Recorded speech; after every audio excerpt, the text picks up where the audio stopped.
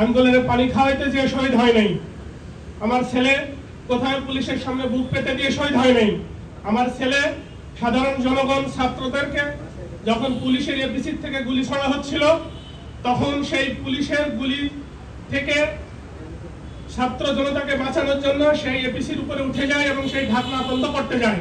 তখন police APC থেকে নিচে নেমে তার বুকের বাম পাশে ক্লোজ ডিস্টেন্স থেকে তাকে শটগান দিয়ে গুলি করে। তারপরে সে যখন এপিসির উপরে পড়ে যায় তখন তারা তাকে নিয়ে বিভিন্ন দিকে প্রদক্ষিণ করে এবং এটা আমার ধারণা যে বিশ্বের সবাই দেখেছে আমার ছেলেটার উপর কি অমানবিকতা করা হয়েছে।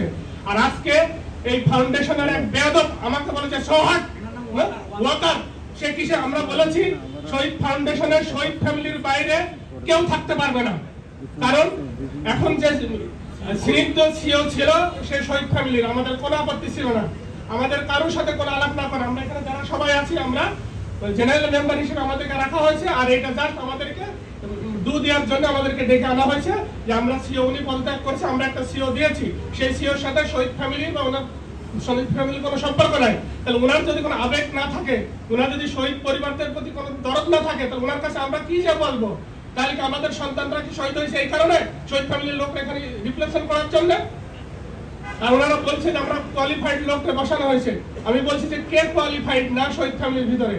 আমি বলছি আমি Dhaka university first class first, আমি 22 বছর ব্যাংকিং চাকরি করেছি, আমি 17 সালে যমুনা ব্যাংক থেকে সিনিয়র ভাইস প্রেসিডেন্ট হিসেবে পদত্যাগ করেছি, আমি সিওর জন্য কোয়ালিফাইড না?